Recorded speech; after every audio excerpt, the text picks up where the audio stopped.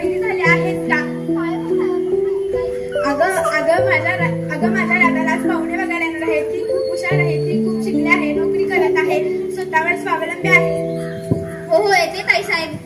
ताईसाहेब लई हुशार आहे. काय ते शिक्षण, काय ती नोकरी, आणि मी बसली लहान भावाला सांभाळत. मला आई म्हणायची दगडे आगत दगडे जा शाळेला, पण मी बसायची घरातच. आणि मला ना शिकायची खूप आवडती, पण मला कोण शिकूनच देत नव्हतं.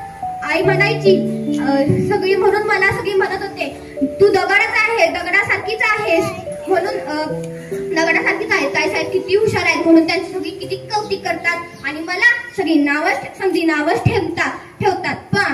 पण या दगडीशिवाय तुला जमतंय का? धुणं धुवायला, कुटायला, दिवाळीला दिवा सजवायला, घर बांधायला, तुळशीपाशी दिवा लावायला,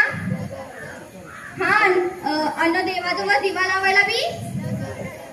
पण त्या दिव्याचा उजेड पडतोय म्हणून समधी त्याला किती जपतात. आणि तसंच त्या वातीला तेलात राहून समद्यानं उजेड देण्यासाठी स्वतःला जळावं लागतं. दगडी, अगं दगडी, तुझी दादाच्या लग्नात खूप मदत होईल. तुझ्यासाठी एक छानशी साडी घेऊ. अगं पोरीची फार मदत होईल. ताईसाहेब तुला एक तास शिकवतील, मीही थोडं शिकवे.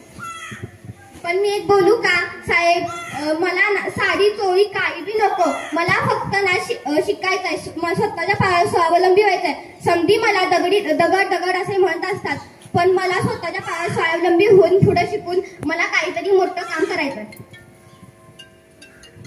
तर दगडी आता शिकायला तयार झाली, आपण कधी शिकणार?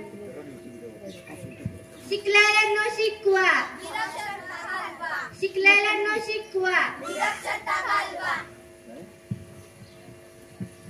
म्हणूनच मंडळी, केंद्र शासनाने एप्रिल 2022 ते मार्च 2027 या कालावधीमध्ये नवभारत साक्षरता अभियान कार्यक्रम सुरू केला आहे.